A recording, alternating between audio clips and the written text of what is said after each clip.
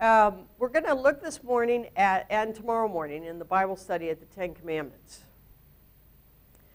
And I like to do this because the challenge that we have before us when it comes to what does God say about discipling the nations? What is God saying about government, business, science, education, family? Is you have to go back to the law. And as evangelicals, or Protestants in general, we have a very hard time with that because we spend so much time talking about how we're no longer under the law. And it's true, we're not under the law, meaning in both the Old and the New Testament, we aren't saved because we obey the law. We are saved because of the grace of Jesus Christ. And what the law teaches us is it's a good thing Jesus came because otherwise nobody'd be saved. So salvation is an act of God's grace, unmerited grace on our part. However, blessing still comes through the law. So otherwise, it's still, even though you're saved, you shouldn't murder. That's funny. Okay. So it isn't that the law is null and void. It's that the law doesn't save us. But if we are saved and we want to know how to live and how to lead and where God wants our nations to go, we have to go back to the law to understand that because it's taught in the Old Testament. So the 5 books of Moses are the template of how to build a nation. The apologetic is also in there. Why build a nation? Then and Jesus says in Matthew, and it's interesting that it's in the first gospel that the church fathers chose to put first.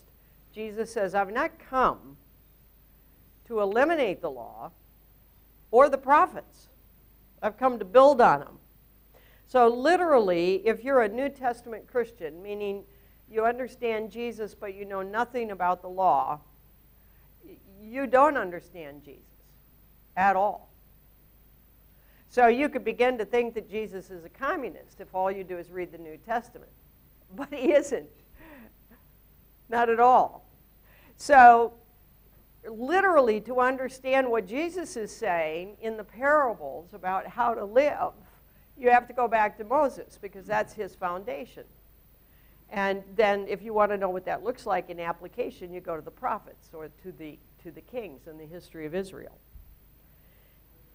Okay, now when we go back to the law, for some reason, even though we read communion is taken with wine and bread in the middle of a meal, and we have no trouble extracting that and bringing it forward to a plastic cup and a cracker,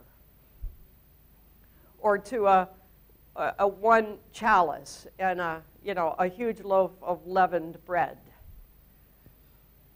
because the meaning is still there. And it's the meaning we're looking for. It's the values of what does this drink mean? What does this piece of starch mean? When we go to the Old Testament, we lose all ability to do that. So we go, what are we going to do? We're going to go back to stoning someone for committing adultery? Are we going to go back to stoning a rebellious child? Well, I'm not sure that's what that meant anyway, but the answer to that is no, we're not going to go back to that because that was the law applied 4,000 years ago in time and space to a particular people. What is important about the law is the value behind it. So the non-negotiable is not that you have to stone adulterers. The non-negotiable is adultery will destroy a nation. And if you don't understand that and the value behind family, you will self-destruct. The value has nothing to do with stoning. The stoning is to declare how terrible and destructive a sin this is. And of course, by the time we get to David, we're not even out of the Old Testament, and adultery is no longer even illegal, let alone punishable by death. Are you with me? Okay, so I like to do the 10 Commandments because we all think we understand them. We certainly know them, and we think we understand them. And in this exercise, I want to try to drop the 10 Commandments, which we take on the surface. And you can take them on the surface. It does mean literally don't steal, don't murder. But God's point is always why. Why? So otherwise, God is not giving us the law so we can be robots. God is giving us the law as a tangible link to his thinking and his value system. And so God is trying to get us to ask, why? Why would that be so serious? And in the law, it's not what he's trying to get us to do. It's what he's trying to give us as a value system. Okay? So literally, we cannot be blessed in the kingdom of God if we don't apply the values of God to our life. We can be saved. And someone said to me recently, well, isn't salvation enough? I said, not for me, because that's like being born and then staying an infant. The objective of the kingdom is not to be born. The objective of the kingdom is to become a co-heir, to with God, rightly handle truth in all situations, at all times, in all places, to become like him.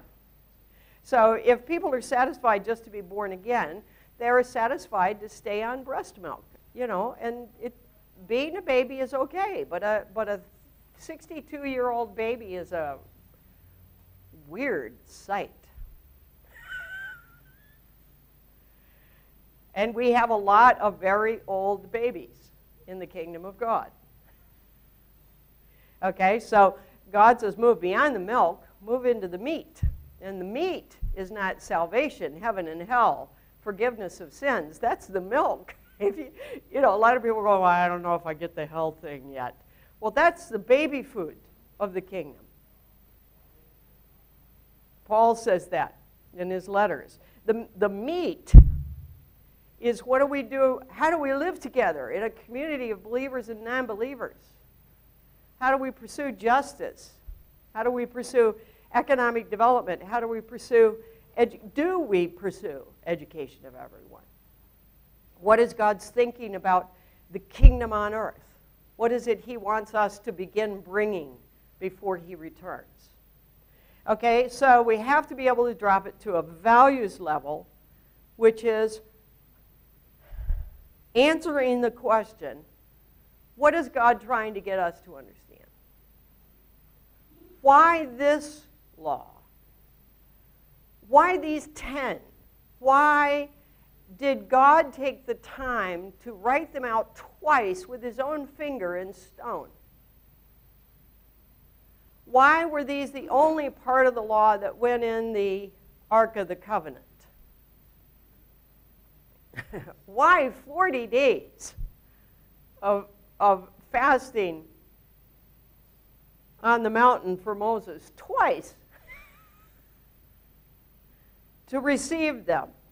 And of course the Jews believed that you could sum up the whole of the law in the 10 Commandments. If you wanted to summarize the books of Moses, you could do it in the 10 Commandments. If you wanted to elaborate, but what does God mean by not using his name in vain, then you'd have to go to the whole of the law. Okay, if you wanted to understand what is murder, you'd have to go to the whole of the law. If you wanted to understand what does it mean to covet, you'd have to go to the whole of the law. But if you understood the whole of the law in these 10 commandments, you'd have the basic thinking grid that God is trying to give us. Now, Jesus goes a step further and says you could actually summarize all of that in one sentence. Love God with your whole heart, mind, and soul, and your neighbor as yourself. But what does love mean? Oh, then you have to go back to the Ten Commandments. Yeah, but I don't get enough out of the Ten Commandments. Well, then you have to go back to the law. See, but today we don't do that. Today, as Christians, we take our definition of words and we lay them over Scripture. So we have a definition of love that we got from our culture. Well, God doesn't necessarily agree with that. We have a definition of justice that we got from our culture. Well, God doesn't necessarily agree with that definition of justice. We have a definition of poverty we got from our culture. God doesn't necessarily agree with that. Okay, so until we begin to drop to the values level, we haven't even begun to test our thinking against God's thinking. All we're doing is reading His words. Okay, so this is interactive if you want it to be. It doesn't have to be if you don't want it to be. But remember, I'm on camera and you're not. So we're not going to put your name at the end of the video to show who embarrassed themselves during the Ten Commandments. But the question we're asking, and the question you want to ask when you study the Old Testament, is why is this here? What is God trying to give me? God is not trying to get obedience. Although obedience won't hurt you, it won't necessarily bless you. God is trying to get understanding and agreement. And understanding has to come before agreement. Yes, God, you're right. These are exactly the 10 you should have chosen, because look at how this all fits together. Okay, so I'm going to take one at a time, and I'm going to give you a chance to tell me why you think it's there at a values level. So otherwise, what would we be missing if we didn't know there's only one God? Because that's where God starts. There is only one God, and I'm Him. And that's not her in Hebrew. There is only one God, and I am Him. What would you be missing? Where would you be at in your life if you didn't know this? What is God trying to give us in this? Number one, and this one takes up 1/3 of the royal law that Jesus gives us. Love God with your whole heart, mind, and soul. What do you think?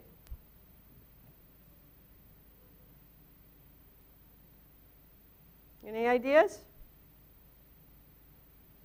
Well, we are His, and because we are, there's no one else that owns us, and He cuts out a lot of confusion. Okay, because we're His, He cuts out, there's no one else that owns us, and it cuts out confusion. Okay, but in order to know we're His, you would have had to have jumped several levels of revelation. I mean, it's true, but we don't know that yet. Okay, when the stones come down the mountain, it's just, there's only one God, and I'm Him. Any other thoughts? Yeah?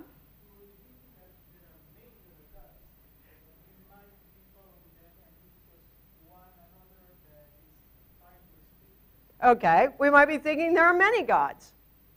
Because in fact, the whole world believes there are many gods. Everyone around us, the Egyptians we've just been with, the Greeks who were just north of them, everybody thinks there are lots of gods. There's mountain gods and sea gods and plains gods and women gods and God for the cattle and God for the fish and God for the sun and God for the moon. And so this is a startling revelation, and when we come back this afternoon, I'm going to elaborate that this is still startling. But in the time that it is, he is declaring there is only one reality. Reality is not what you think reality is. Reality is what it is. And so God is literally trying to make us real, or give us reality. See, what a terrible thing to go through your entire life, thinking, worshiping, serving something that isn't real. So God is right up front. I'm real. I'm it. And there's not anything else.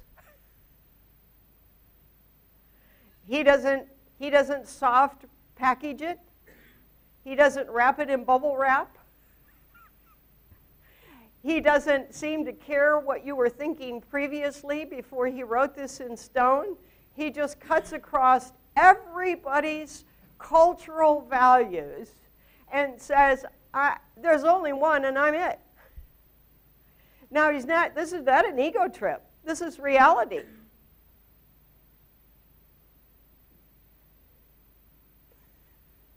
And so if we haven't faced commandment number 1, if we haven't embraced, no, I'm not in the work to convince myself that God exists. God exists. I'm in the work to help others understand the reality of this. You'll be a complex, timid, neurotic follower of Christ.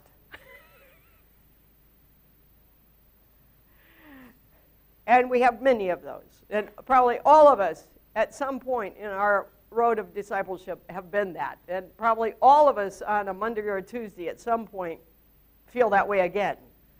But he is real and he is it. And this is it. He defines reality. There is no reality beyond this. And if you're a postmodern, I don't even care what country you come from, this just tells you postmodernism has the biggest building block wrong. Reality is not determined by your experience. I don't care what your experience was. Is, will be. God is. And there's only one. And he is who he says he is. Okay, second commandment. Is it idols or name? Okay, yeah, it's idols. Therefore, thou shalt have no idols. Now, that's a funny, I mean, if we've already embraced number 1, okay, God is it, there's only one, then why would we have idols? Well, because we've embraced it at one level, but not at a real level. Okay, so why does God give us this? Why does God, after he has said, I am the only God there is, why does he then say to us that thou shalt have no idols? What is he trying to give us? What would we not understand if he went straight on from I'm God and honor your mother and father? He doesn't. The second step is idolatry. What's God trying to give us? But elaborate. What we have a tendency to do. Elaborate just a little bit. We are what we are like without him. Maybe. You want to try?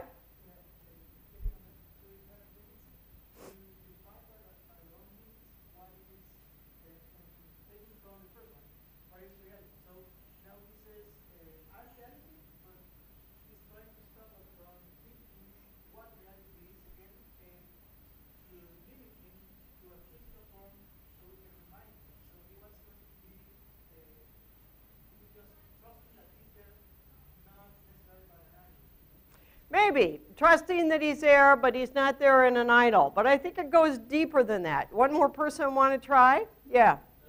God cannot be represented anything lower than. That's true, but it's not a deeper level of meaning. So what you're adding is fact, and it's not wrong. But it's not a deeper level of meaning. Okay? A deeper level of meaning will go beyond definition to aha. Okay, so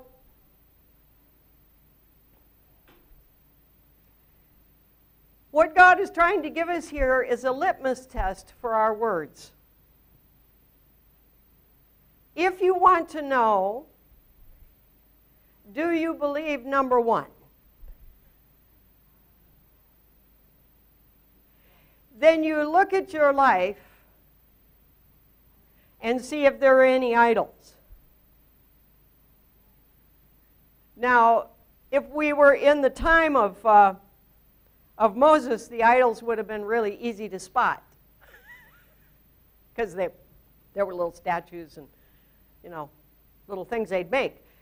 And we still have that in the world today, but many of us have grown up in cultures where there is no particular idol per se.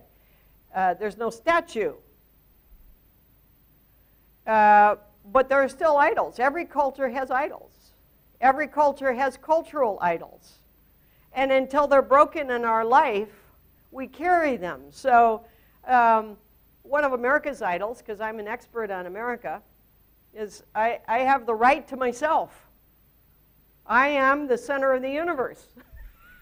If it doesn't bless me, I don't want to have anything to do with it. See, so I immediately determine whether number one is true based on whether God is blessing me or not.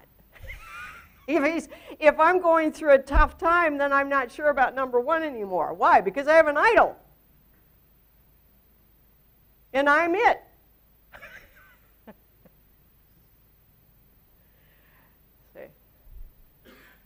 In Brazil, I first gave the message I'm going to give second in Brazil. It might be the sense of harmony and joy and coming together, woo-hoo! And if there's conflict or tension, all of a sudden we go, is God real?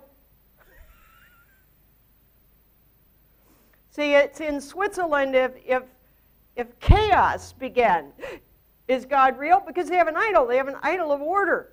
They have an idol of control. The Brazilians have an idol of harmony and getting along and being happy. Everybody's got an idol in their culture. Most of us have multiple idols that we judge God by. We don't allow God to judge.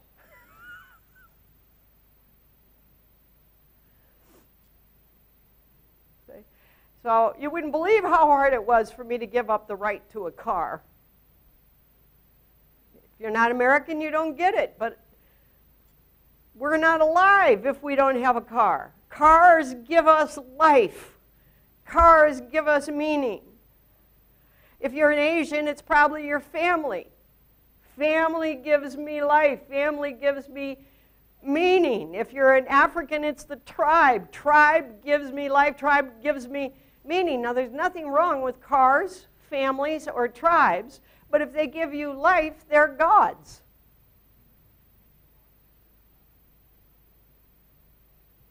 Which means they're an idol. Okay, so number two is literally an opportunity to go, I think number one is true, let me look at my life.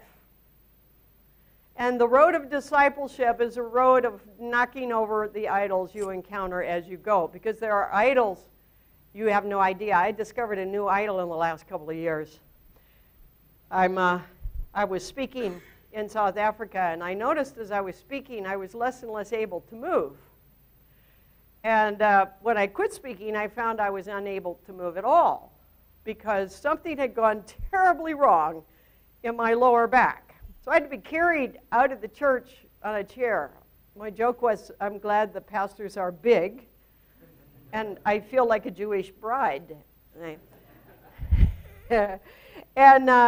it was an inflamed hip joint. But I'm getting to that age where I have to go, okay, now, what if I can't walk? Who knew walking could be an idol?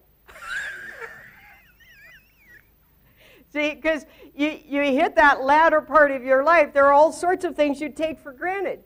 See, you know, so I'm going, but Lord, you can't make me unable to walk. You can't let me get arthritis so bad I can't walk because then are you really God? So I had to come to the point where I said, okay, God, I'll serve you this way. I'll serve you this way. I'll serve you this way. And then I'd like a really snazzy electric chair so I can serve you that way. But walking does not define my value. I can lose it. I don't want to. It's not my first choice. But I can lose it. Okay. Now the third one then. By the way, idols mean you're unreal. And God's trying to make you real. The third one is do not misuse his name. Now, when I grew up in a Baptist church, although I've been everything at some point in time. So Nazarene, Presbyterian, Pentecostal, you name it, I've been it. We used to have Christian swearing and worldly swearing. So worldly swearing would be using the proper word for the thing. Christian swearing would be to use a sounds like. See? So it would be darn instead of, it would be shoot instead of. See? And we were taught that that's what the Ten Commandments meant. Ten Commandments meant don't use God's name and don't use these other words. Don't swear. Now, this has nothing to do with swearing. Swearing is impolite culturally. And it's not a good thing to be impolite. I mean, especially if you want to be influential, if you don't care. But it's, you know, the earth isn't shattered when you use the crude word for feces. Now, what's interesting in English is all the swear words come from the German. And if I were German, I would really be quite unhappy about that, see, because those are the only words they have for that. See, but if I said it in French, you wouldn't be offended at all. But if I said it in German, it would be so close to the English swear word, you go, oh, bump in the road. But it's basically rude. It's basically more or less culturally acceptable or unacceptable. You have to have a word for the stuff that comes out of animals' bodies, including human beings, so you'll know what to do with it. But that's not what God's talking about. And God is not talking about non-Christians saying, and you can all fill that in. Because in any language, it always has the same emphasis.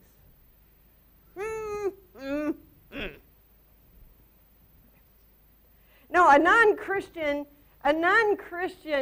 can't break this commandment any more than they can keep the first two. The commandments are not for non-believers, although they would be blessed to live by them. They won't understand them. Why? Because they don't know there's only one God. So the law is not written to the unbelieving. The law is written to the believing. But we are constantly using it for the unbeliever. See? So what you want to imagine here, I worked in a General Motors factory for 9 months once as a welder on the line, which is the lowest job you can have in the factory. And of course, most of these factory people, well, it was amazing. They could say a whole sentence of swear words with no verb or noun. You know, they'd almost replaced the entire English language. And you had to know they were very bright because, my goodness, how could you possibly communicate with no nouns or verbs? But they could do it. But God wasn't talking about them because they're just lost. See, that would be like me going, oh, Muhammad, Muhammad, Muhammad. See, it just sounds silly. Because I don't believe Muhammad was a divine prophet. I believe he was a man. In some ways, a very astute man. But not divine. Okay, so instead of making a difference, it just sounds silly. It's like mumbo jumbo. And that's what, when the lost use the name of Jesus Christ or God damn, or, you know, it's mumbo jumbo. But when we misuse the name of God, is something quite different. So what is God trying to give us in commandment number 3? What will we be missing if we don't get it?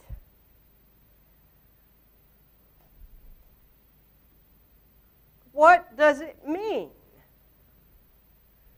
Misuse his name.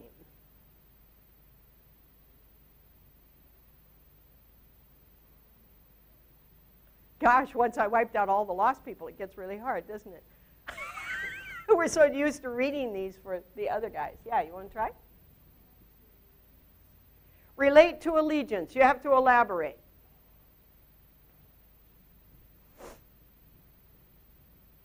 Or not.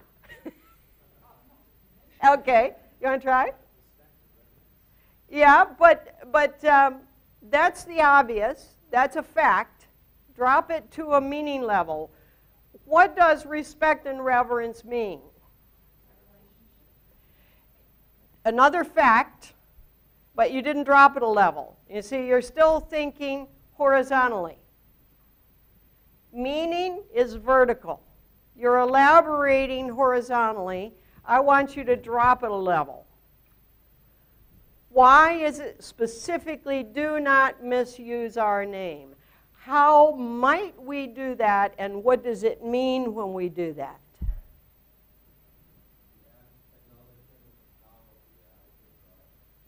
Yes, but that's again horizontal, an acknowledgement of the reality of the power of God, but what does it mean to misuse it? Okay, like selfish reason or selfish purpose, like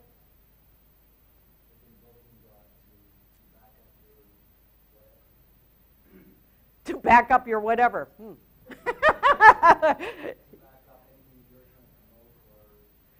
Okay, to back up, I had a vision of a truck backing up all by itself under the power of God. But to back up whatever you're doing. So otherwise, you just toss it into your lingo to add weight to what you're saying. You know, you might say, well, God said this, that, and the other. It might be, that's a motive. I can't test your motive, but I can test your words. Motive is a whole nother level between you and the Holy Spirit. I can tell you what your words indicate to me. Might be your motive. I can't tell you that's what your motive is because I can't know. But I can know that you are using the name of God as though he is a personal valet.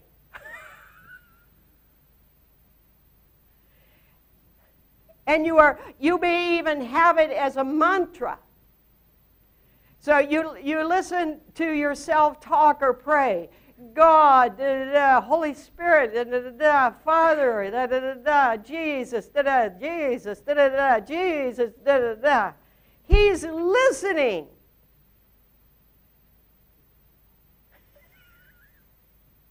He's real. He's there.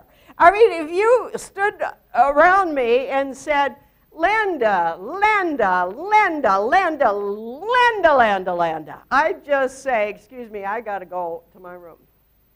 I don't know what your problem is, but you've got one. Because you're talking at me. You're not acknowledging that I'm in the room. Okay? Now, I guarantee you, your prayer life is going to change after this week. Because you're going to start listening to yourself and how you talk to God. You're going to start listening to yourself and how you talk to other people. And if you throw the name of God around like it's a comma, it's a place to breathe. You are misusing his name. You are acting as though he's not listening. And he is listening. He is real.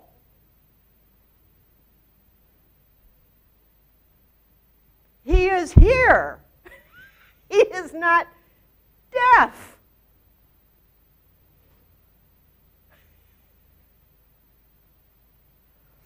See, but our words and our anxieties reveal whether or not we have idols. And if I've got other things that give me life, I have an idol. See, oh God, I have to be married.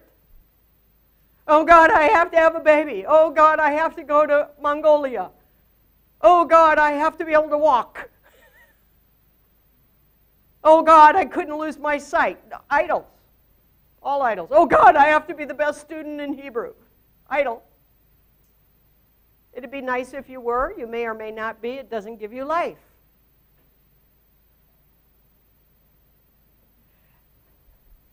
And then listen to your prayer. Listen to your daily prayer. And know that God says, if you put my name on it, you do it. Even if it wasn't me. Why? Because you are using the real God's name. You invoke God's name. You say, I think God told me to fast for the next 30 days. Then, whether it was God or not, you better do it. Why? Because your words mean nothing if you don't. And it means you don't think God is real. You can say, God told me this, God told me that. And God's going, I did? See, look at God gave me a parking space. Are you sure? I mean, I think he can do that. Not sure he gives you one. You know, what do you think? The parking space, the car will disappear so you can have one? Or the parking lot grows spaces so you can have one? I don't think so. But I think a lot of times God would say, if we would ask him, I'm not going to give you a parking space. I want you to get up 15 minutes earlier. Stop being such a sluggard. Get there on time. But we throw it, oh, God did this. Look what God gave me. Are you sure? Because he's listening. It's just so embarrassing to realize we just toss around his name. I don't have a Jesus sticker on my car. I'm not sure God validates my driving. I would like to drive better. Sometimes I do. I try to not intentionally drive bad, but there's no fish on my car because I don't think God's necessarily fully in charge of my driving.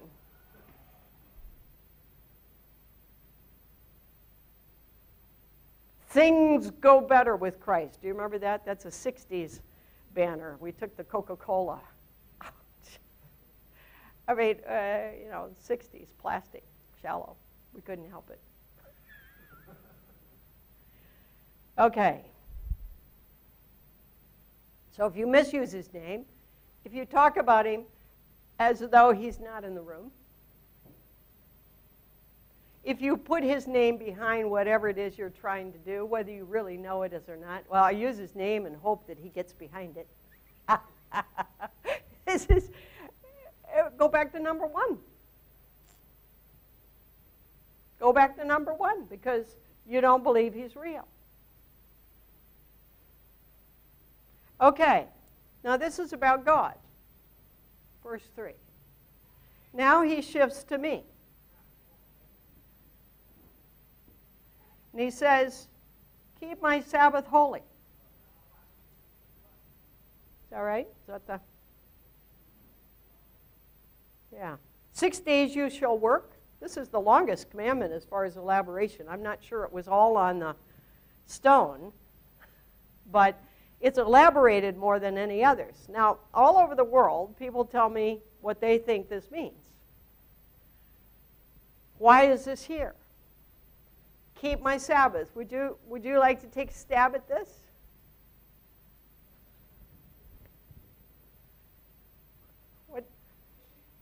Maybe not? Maybe? Yeah. You want to die today or tomorrow? Just, you know. Pick your violence. Explain. Elaborate. Yep. You're partly right. You're partly right. But you added no meaning to the other 6 days. Okay? So he added meaning to the Sabbath, acknowledging I can't do it all. That's right. But he added no meaning to the other 6 days, which are what is emphasized. Yes, work. Now, what is God saying to us?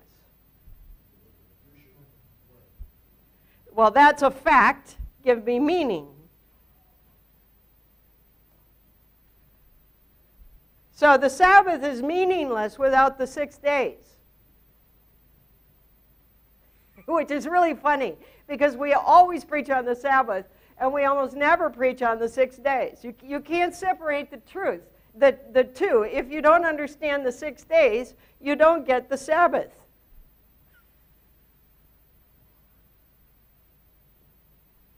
Want to try again? Now remember, the first Sabbath is in Genesis, chapter 1. God has worked for 6 days, creating. You know, I wrote at the beginning, I'm in Genesis. I just started today. I just finished Exodus, and now I'm doing Genesis. And I wrote at the top of chapter 1, is this clock beginning before any planets are created, or is this clock beginning when he starts to create life on planet Earth? See, it doesn't actually say that there is absolutely nothing prior to verse 1:1. It just says it was without form. So we don't know if that's the origins of the universe or the origins of a livable planet. It's either one or the other. We can be confident, because what is important to God is not the technicality of how he did it, but that he did it. Okay, so he's worked 6 days, and he takes a Sabbath. He doesn't go to church, although you may, and he doesn't eat a big meal, although you may, and he doesn't take a nap, although you may. So the Sabbath is not church, a big meal, and a nap, or any one of those. Okay, pretty good. So God is not only the God of the Sabbath, where you remember you can't do it by yourself. He's the God of the 6 days, where you remember you were made to create. You were made to work. A workaholic is someone who worships work. God says, don't do that. Don't make work your idol, but do celebrate it. The Sabbath celebrates that, like God, we are here to create a future. We are co-creators. We have co-dominion. We are in his likeness. I was going to continue Paul's thought. Yep. In the sense of that is the base of what means the holiness of work. That's right. The worship of work, the holiness of work. We are literally here, gifted and created by God to work. Work is not our meaning, but it's our purpose. Now today, in much of evangelicalism, we wish we could go to church every day. Well, this is not biblical thought. This is serving other gods. This is idolatry.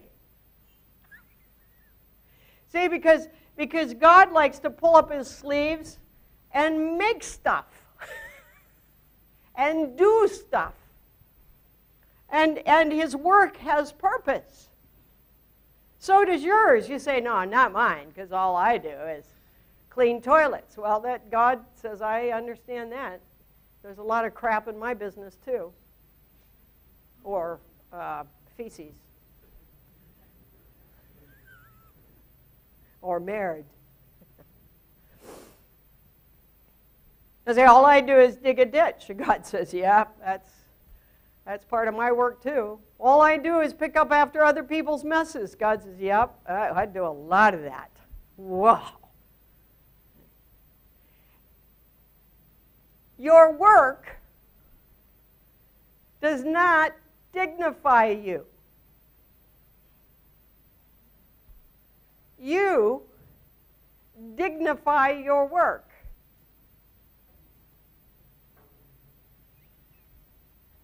If your work dignifies you, you have an idol. Oh my gosh, if I can't be a medical doctor, I have no meaning. If I had to do toilets, I have no meaning. I got, in the gift set, when I went by, however God does that in your DNA or whatever, I got no language ability. Well, I got first language ability, but only. So I studied Spanish, I studied French. I lived in a French-speaking country for 11 years. I learned 60 words. I went to French for 3 months. When I got there, I learned one word, 3 months. I thought, I'm going to be dead before I speak this language. I have no second language ability. I don't think I have the other brain. I think all my brain is the side that first language is on. Okay, well, that was horrendously humiliating to someone that's lived outside of their own culture for over 40 years. If I can't learn this language, who am I? Well, the Swiss agreed. Who are you? And why are you here so long and you still can't speak? And I had to let it go. It was an idol. I was incapable. And I had to go, it doesn't matter to God.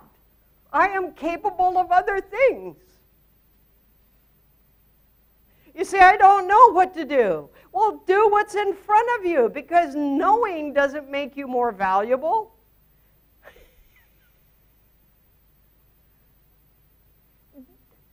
Doing is an act of worship. So what's in front of you that needs doing?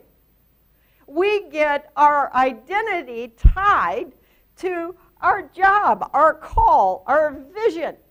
And if we can't fulfill it, Monday, Tuesday, Wednesday, Thursday, Friday, we begin to feel that we don't have value. Oops. Idol.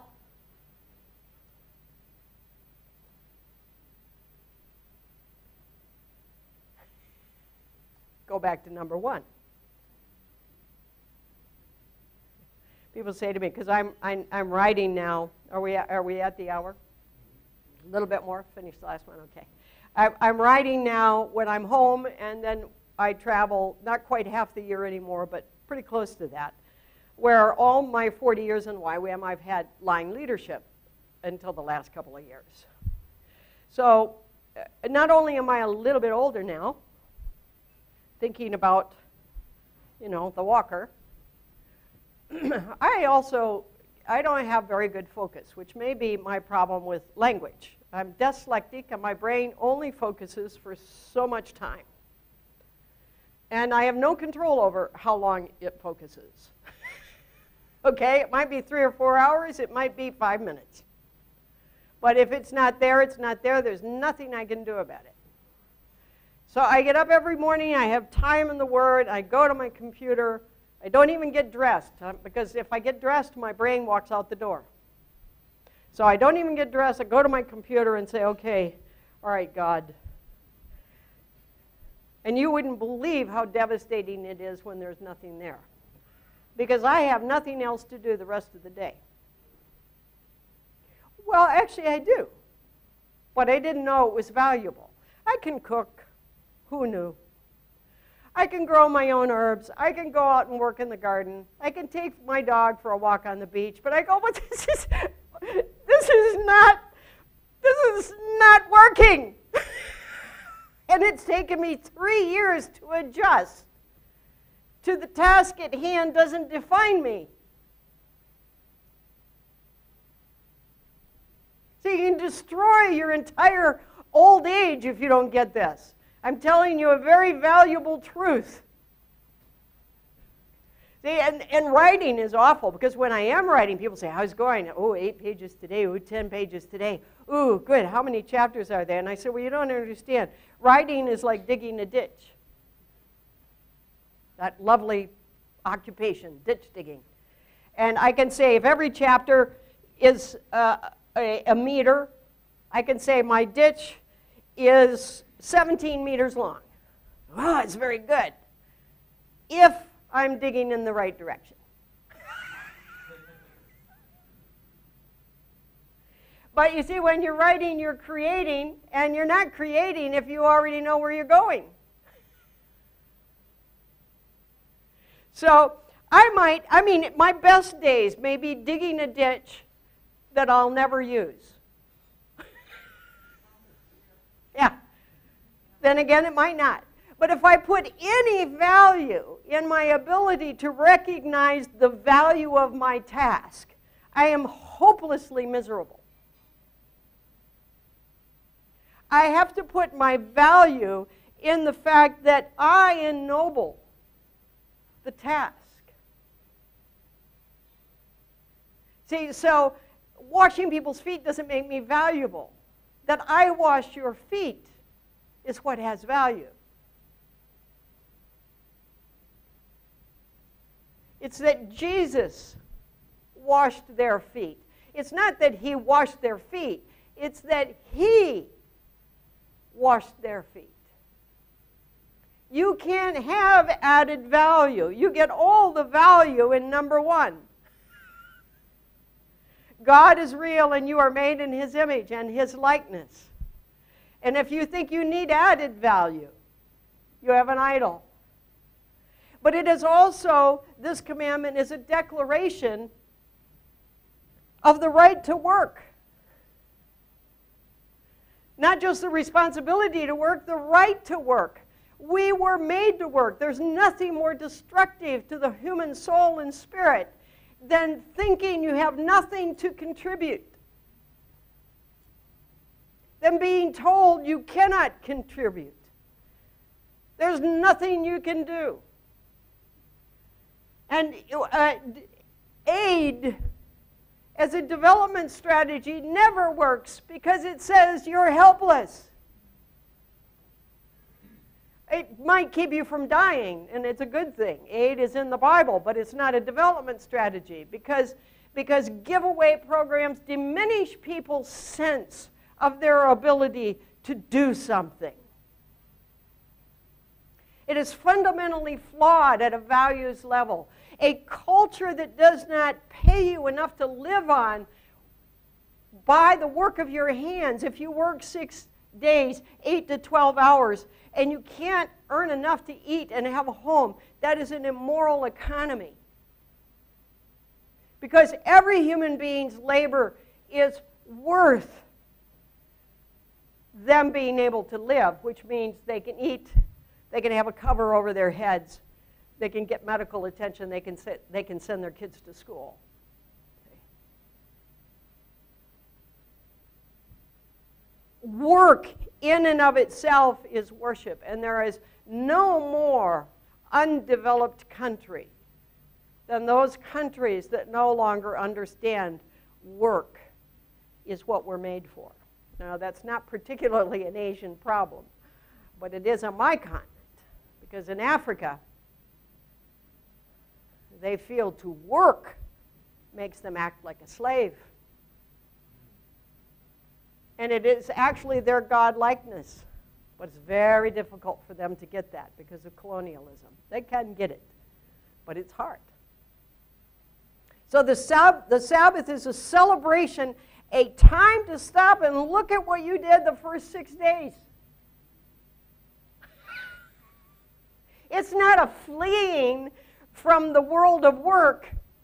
It's a meditation on it. It's looking at what you have made, what you have done, what you have accomplished. And you say, well, I didn't accomplish anything. Yes, you did, because you were alive. It's celebrating, you know, the home that you have. It's celebrating the children that you have, the food that you have. You know, YWAMers say to me all the time, well, I don't really have that much money. And I say, but did you eat every day this year? Yes. Then God provided for you. It may not have been through salary, but if I added up how much food I have been given in the last 40 years, how much housing I have been given in the last 40 years, I mean, it has to be millions. Half my 40 years is spent living in someone else's home, eating someone else's food. Do you know how much money that is? And I work for it. It just doesn't come in the form of a salary. Okay? So it's taking time and it's saying, God, look at what we did together. And preparing yourself to be excited about God and you in the next week. It has nothing to do with the meaningfulness of the labor that you're doing. Okay, number 5.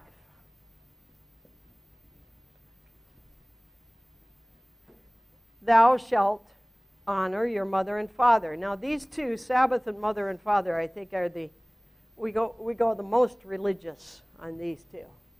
And I don't mean that as a compliment. Okay, so honor your mother and father.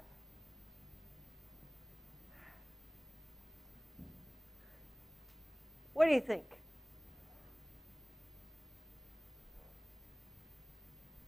I know you're all thinking of the religious answers. I'm not going to say that because that's what she's thinking of. Okay? If God is real, I shouldn't have idols. If God is real, I shouldn't misuse his name. He's here and he's listening. If God is real, I have value, my work has value. And it is right to spend time celebrating the God who created me and the God who created the work, the God who gave me value. Honor your mother and father. Now, in many ways, this is like the first 3. The first one is tested by the next 2. Okay? Consider this the first one as he turns his attention to us. This, the first one, the Sabbath. And this, the one that tests it. Can you do it? Can you drop it a level? Go ahead and hurt yourself. That is true, but that has nothing to do with this. It's true, we have relationship with God, and so we should value that. But this is very specific. He could have said, have good relationships with all people. But he didn't. He said, honor your mother and father. Very select. Another reminder that you're created, that what you have is not by yourself, it's come from somewhere, and that you've been created by your mother and father, and honoring them. You're very close. You're halfway there. You're halfway there. You came from somewhere. You have value. You came from somewhere. You're close, but you haven't nailed it yet, because when you nail it, we'll all gasp. Yeah, well, you're actually doing better than most, so. I think that it's to honor my mother and father is basically to honor God himself, in the sense that God created human beings, so eventually he created my mother and my father. But now remember, he's trying to give you something. He's trying to give you something. Something you don't have if you don't understand this commandment. He's not trying to get you to do something. He's trying to give you something. What is he trying to give you? That's the meaning level. So you're not wrong. You're just not right. You're not answering the question I'm asking.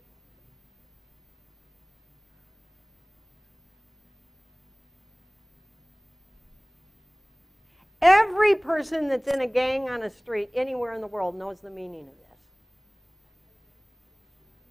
What? Well, you may or may not belong, Your parents may be awful. They may have thrown you out when you were born. God is not in la-la land. He's not going, and all your parents will be wonderful, and you will honor them, and you will obey them. You can't obey your parents. You have to obey God. And God says you will eventually have to disobey your parents. Hopefully not all the time, but sometime. So this is not obedience. Okay, here it is. You ready? If God is real, and I am created in His image, then my life has value. My work has value. My life has value. I am linked with God. If I cannot honor the source of my life, not because of how they act or what they do, but simply because they are my source, I cannot value myself. So on the street, in the gangs, in the rough people's lives, you know, they will always have a name for you. The worst name they will call you will include your mother. Always. What they call your mother will be different from culture to culture. In one culture it'll be a whore, in another culture it'll be a pig, in another culture it'll be a dog, depending on whatever that culture considers to be the lowest of low of all things. And isn't it funny that they curse us by cursing our mother? But everybody knows this. It's the worst curse you can say to someone on the street, because if your parents have no value, neither do you, and they are your source. So my illustration that I love is Mr. Zidane, the soccer player in the World Cup between France and Italy. It's his last game. He's retiring. This is the World Cup where we're all going to be nice to each other and not have racial slurs and cultural, nastiness. So we walk out and take a pledge, holding the hand of a child. It's all so touching. And it's very heated, and Zidane and this Italian guy are going for it. And you can feel the whole world's glued to it. And then all of a sudden, Zidane stops. And he takes 2 steps away. You can almost hear him thinking, cool down, cool down. And then he turns around and he walks back to the guy and he goes, poof, and headbutts him to the ground. You know what the guy had said? Your mother is a Muslim whore.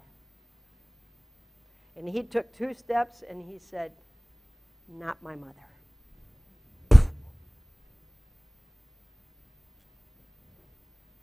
I applauded. It's not the best role model for football. But I'm glad Zidane has enough self-respect. I have respect for his mother. You see, the value of your parents is not the condition of your birth. You may be sperm in a test tube. You may be a surrogate, an egg in a surrogate mother. You may be the byproduct of rape. You may be, your mother may be Jezebel and your father, yeah, whoever is the worst person, Attila the Hun. They may be the worst people that ever lived, but they did one good thing. They gave you life. You say, I don't even know who they are. You don't have to, but whoever they are, they did one good thing. They gave you life. And your life has value. Why? Because your parents were nice? No, because life is created by God. But He will use somebody's egg and somebody's sperm. And if you cannot acknowledge that your parents at least did one good thing, then you do not love yourself. And if you do not love yourself, you do not believe God is real and that your life has value. See, there are people all over the world fighting for the right to life while despising their own.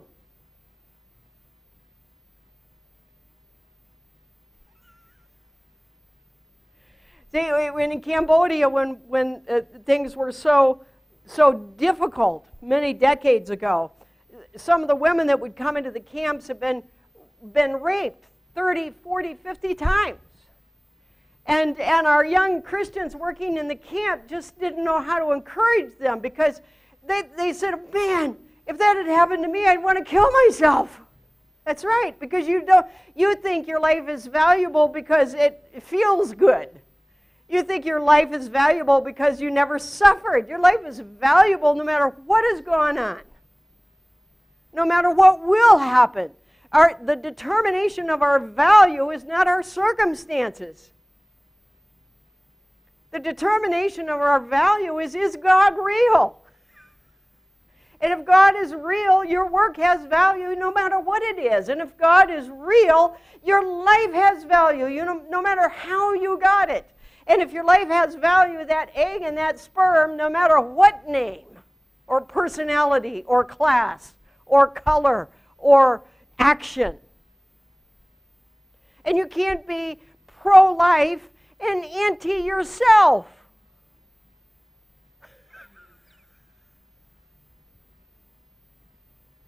You can't convince the world a fetus should live while wishing you could die.